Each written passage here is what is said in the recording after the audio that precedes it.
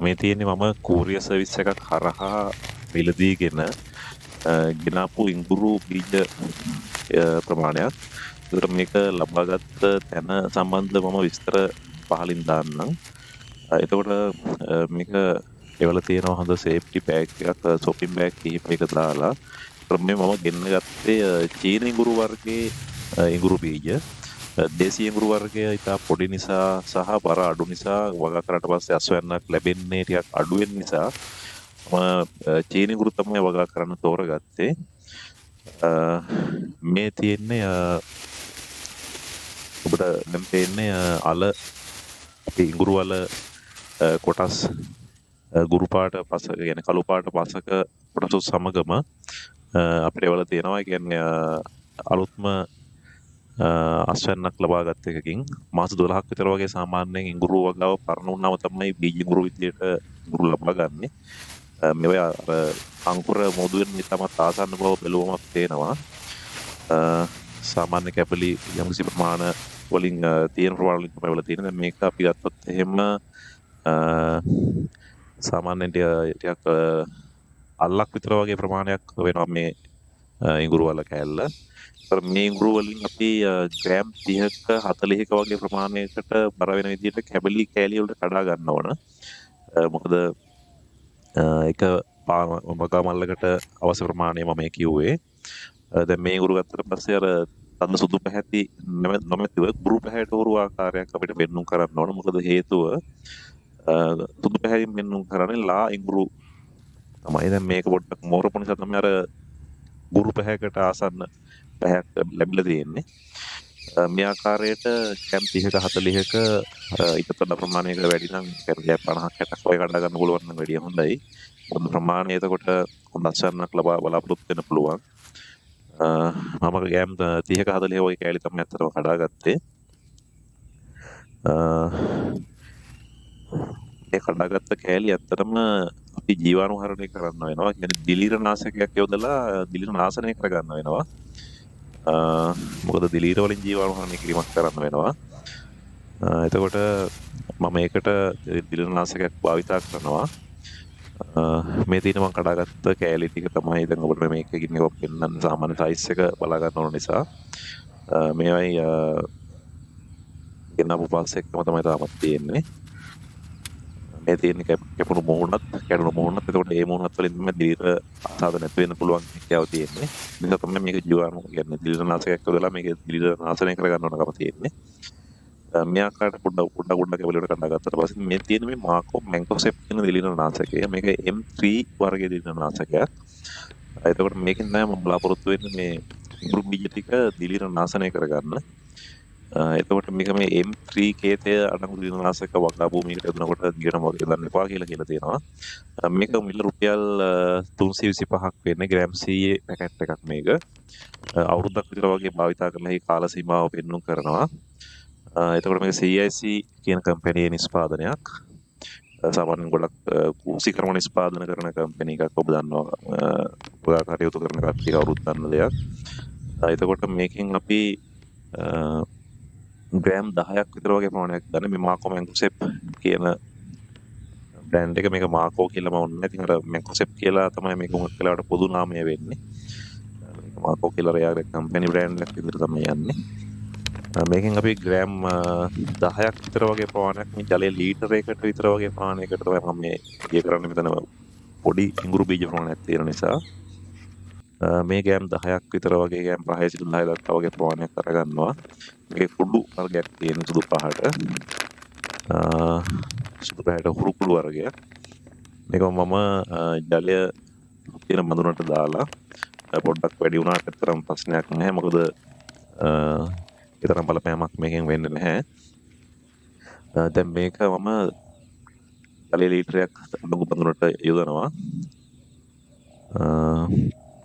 මේකට යොදලා මම මේක සාමාන්‍යයෙන් හොඳින් ඇත්තටම ජලයේ ද්‍රාවණය වෙන විදිහට තමයි මේක නිෂ්පාදනය කරලා තියෙන්නේ. ලෙදිය වෙන විදිහට. නමුත් ඒක වඩාත් කාර්යක්ෂම කරගන්න ඕන නිසා අපි ජලය තුල හොඳින් ලීක් බැලක් භාවිතා කරගෙන දිය කරගන්න එක තමයි ඇත්තටම මේක ලේසිම ක්‍රමය. එතකොට ඇඟේ තවර ගන්න නැතුව ඇස්වල තවර ගන්න නැතුව භාවිතා කරන්න ඕන. මොකද හේතුව දැන් මේක ඇත්තටම විස රසායන ද්‍රව්‍යයක් කියන වස වර්ගයක්. මේක ක්‍රියාකාරීත්වය වැඩි කරන්න තමයි මෙන්න මේ වර්ගය හයිබ්‍රිඩ් කියන වර්ගයම යොදාගන්නේ. කියන්නේ මේ ඕනෑම කෘමිනාශකයක හෝ දිලිරනාශකයක තියෙන ක්‍රියාකාරී මට්ටම වැඩි කිරීම සඳහා තමයි මේ වගේ නිෂ්පාදන එන්නේ. මේක මිල්ල රුපියල් 550ක් විතර වගේ ගණක් එන්නේ. මේක හයිබ්‍රිඩ් SB කියලා තමයි හඳුන්වලා තියෙන්නේ. මේකත් අවුරුද්දක් කාලයක් ඇතුළත පාවිච්චි කරන දෙනවා. ඒත් මේකෙදී වෙන්නේ සාමාන්‍ය ඕනෑම වර්ගයක කෘමිනාශකයක්, දිලිරනාශකයක්, වල්නාශකයක් යෙදුවට පස්සේදී ඒක මේ මතු පිට පුෂ්ඨයට වඩාත් රියව් ආකාරයෙන් ඇලිලා තියා ගැනීම සහ මේක හොඳට ශේෂ්ත්‍රයේ පුරාම විහිදුවීමේ හැකියාවක් මෙම හයිබ්‍රිඩ් කියන වර්ගයේ මෙම වර්ගයට තියෙනවා. මේක මිලිලීටර 5ක් 10ක් ජලය ලීටර 16ක 20ක වගේ ප්‍රමාණයක දාන්න කියලා කියන්නේ. ඒ කියන්නේ පොඩි ප්‍රමාණයක් තමයි ඒ කියන්නේ ලීටර 16 ටැංකියකට උනත් සාමාන්‍ය මිලිලීටර 5ක් 10ක් දාන්න කියලා තියෙනවා. මෙන්න ලීටරයක් තියෙන නිසා මම චූටි ප්‍රමාණයක් මේකට යොදනවා. වැඩි ප්‍රමාණයක් මේකට දාන්න අවශ්‍ය වෙන්නේ නැහැ. ඒක දම් පැහැයක් තියෙන්නේ. මේකත් අපි මේකට යොදලා ක්‍රියාකාරීත්වය වැඩි කර ගැනීම අපේක්ෂා කරනවා. එයත් අපි හොඳට කවලම් කරගන්න වෙනවා මේ ලීක පෙළක් වගේ දෙයක් අදාළ කරගෙන. ඒ විදිහට කවලම් කරගත්තට පස්සේදී අපි ගුරු බීජ ටික මේකට ඇතුළු කරන්න පුළුවන් අපිට. සම්පූර්ණ වැහෙන ආකාරයට මේක ඇතුළට දාන්න තියෙන්නේ. මේ විදිහට ඉඟුරු බීජ ටික අපි සියල්ලම මේ භාජනයට දාලා විනාඩි 30ක් 40ක් විතර වගේ ප්‍රමාණයක් දල වශයෙන් තියලා තියුවට පස්සේදී මේක නිර්නාශනය වෙනවා. මේ තියෙන්නේ මුල්ලද්දවා ගැනීම ඉක්මන් කරන හෝමෝනයක්. මේක රූක්ටා වගේ තමයි මම දැක්කේ. එතකොට මේ නිර්නාශකය මිල වෙනවා මේක 250ක් වගේ ගාණක් වෙන්නේ. අවුරුදු දෙකක් පාවිච්චි කිරීමේ හැකියාව තියෙනවා. දෙක කාලයක් පුරා පාවිච්චි කරන්න හැකියාව තියෙනවා. මේ දිලිරනාශක වර්ගය ලපටි දඬු, අඩු දඬු, දල දඬු ඕනෑම වර්ගයක දඬු වර්ගයක් මුල්ලද්දවා ගැනීම සඳහා භාවිතා කරන්න පුළුවන්. එතකොට ගුරු බීජ වල යම්සි ප්‍රමාණයක් මේක අවරගෙන මේක වගා කරන්න මුල්ලද්දවා ගැනීමට දබඩා කරලා තියන්න පුළුවන්. මේ තියෙන්නේ ඒක සේෆ්ටි ආකාරයෙන් පැක් කරලා තියෙන උලන් නොදින ආකාරයට. මේක තියෙන්නේ අතරම කුඩු වර්ගයක් තියෙන්නේ. ඒ කුඩු වර්ගය තමයි අපි මේකේ මුල්ලද්දවා ගැනීමට අවශ්‍ය පුෂ්ඨය මතු පිට අවරන්න ඕන.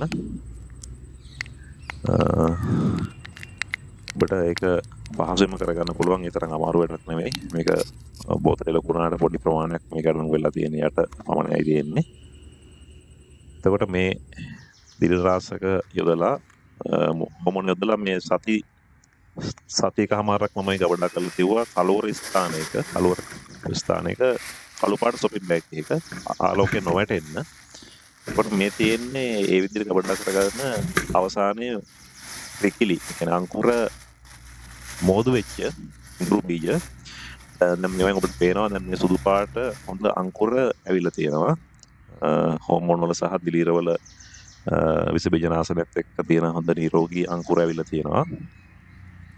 දැන් මේක ශේෂ්ත්‍රයක සිටව ගැනීමේ සුසු මට්ටමක් තියෙනවා. දැන් මේ සම්පූර්ණ බෑග් එකේ තියෙන සියලුම ඉඟුරු බීජවල හොඳ අංකුර මෝදු වීමක් ලැබෙනවා. දැන් මේ පොඩි අල කැලලක් තියෙනවා. කැවිලි කැලල කැඩිච්චක්. ඒකෙත් හොඳ අංකුර ඇවිල්ලා තියෙනවා. මොකද හෝමෝන් වල ක්‍රියාකාරීත්වයත් මේකට බලපාන විදිහට හෝමෝන් නොමැතුණත් ඇත්තටම මේක කරන්න පුළුවන්. මම එහෙමත් කරලා බැලුවා. හෝමෝන් වල අත්‍යවශ්‍යතාවයක් කොහොමවත්ම නැහැ. හෝමෝන් නොදුනත් මේ ආකාරයටම මුල්ලද්දවා ගැනීම හැකියාව තියෙනවා. මම ඉක්මන් කරන්න ඕන නිසා තමයි හෝමෝන භාවිතා කරේ.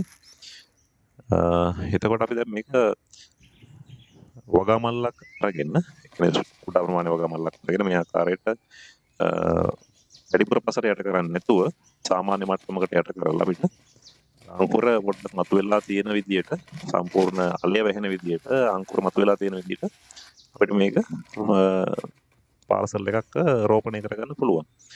ඊපස්සේදී මාසයක් විතර ගිහිල්ලා අපිට මේකෙන් හොඳ පැලයක් ලබාගෙන ඒක මේ අපේ වගාබිමේ සිටුවීම සඳහා භාවිත කරන්න පුළුවන්. ඒ දින මාසෙකමාරක් විතර ගියාට පස්සේදී මගේ ඉඟුරු බීජ වලින් හටගත් පැල ටික. එතකොට මේව දැන් ශේෂ්ත්‍රයේ සිටවීමට හොඳ තත්ත්වයක තියෙනවා. එතකොට මේ මම වගාමුළු ටිකත් සූදානම් කරගෙන තියෙන්නේ. මම ඒකේ වීඩියෝ එකකුත් ළඟදිම ගේන්නම්. ඔබට ඒකට බලා ගන්න පුළුවන් මේක වගා කරන්නේ කොහොමද කියලා. අපි එහෙමනම් ඊළඟ වීඩියෝ එකේදී කතා කරමු වගාමුළු පුරවන්නේ කොහොමද, වගාමුළු තියන පරතරය කොහොමද, වගාමුළු එක ප්‍රමාණය කොහොමද, වගාමුළු මිලදී ගන්න පුළුවන් ස්ථාන කොහෙද තියෙන්නේ.